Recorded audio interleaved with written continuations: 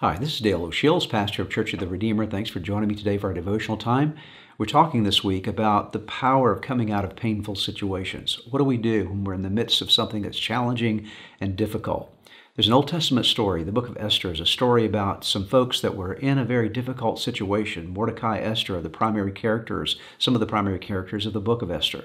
And they were Jews living in the land of Persia. They're living after the time of the Babylonian captivity, and so they're living in a very hostile environment, Jewish people who are trying to worship God in the midst of a heathen environment, a heathen culture.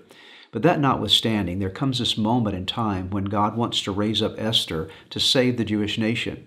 And part of what enabled Esther to be used by God is that Esther and Mordecai as well, as you see in their story, these are folks who chose the right attitude because their attitudes prepared them for everything that God planned for them. Their attitudes set them up for success. Their attitudes set them up to be used by God in a way that actually saved a nation. They were history changers because they had the right attitude. There's nothing perhaps more important in your life than your attitudes, how you view things, how you frame your world, the perspective you choose to use as you look at the world around you, how you frame things in your mindset.